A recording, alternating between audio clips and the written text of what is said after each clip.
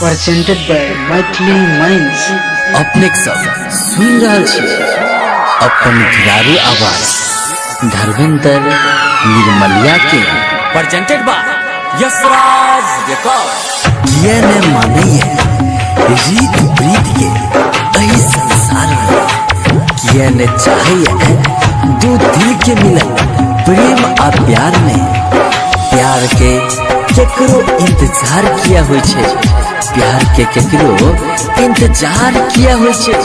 प्यार अपराध छे त प्यार किया होय छे, प्यार किया। म्यूजिक बाय डीजे गुड्डू राज।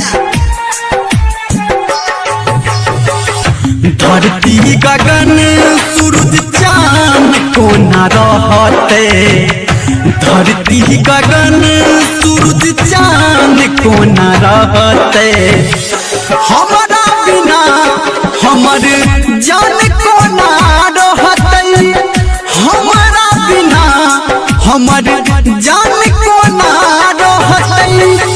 विरह के अग्नि में तान को न सहते, विरह के अग्नि में तान को न सहते, हमारा बिना हमर जान को न रहते, हमारा बिना हमर जान को न रहते।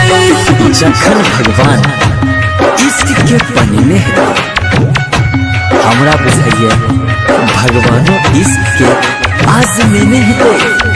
हमर की औकात, हमर की औकात इश्क का हुनको करने हेते, हुनको करने हेते। DJ good Madhubani, DJ good Madhubani, DJ good Madhubani, DJ good Madhubani.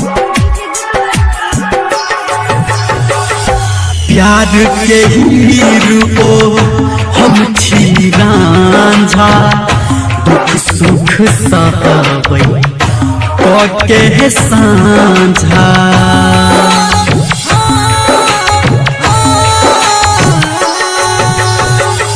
प्यार के हीरो हम छी रांझा, दुख सुख सहबै के सांझा। यार के अपना ओ आन को न कहते, यार के अपना ओ आन को न कहते, हमारा बिना हमर जान को न रहते, हमारा बिना हमर जान को न रहते।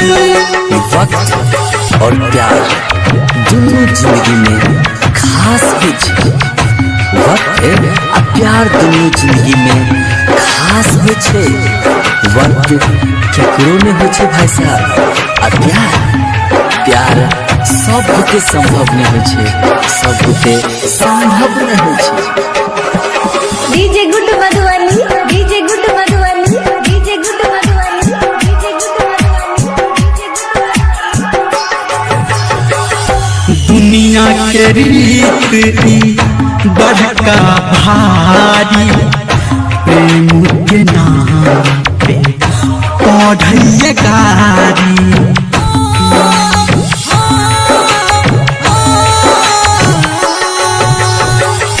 दुनिया के रीत बड़का भारी, प्रेम के नाम पे पढ़ैया गारी।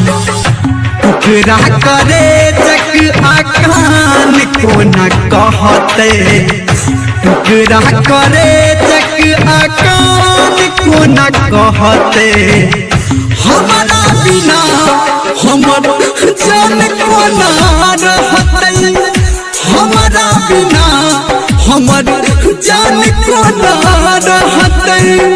धरती गगन सूरज चांद को न रहते, धरती गगन सूरज चांद को न रहते, हमारा बिना हमर जान को न रहते, हमारा बिना हमर जान को न रहते।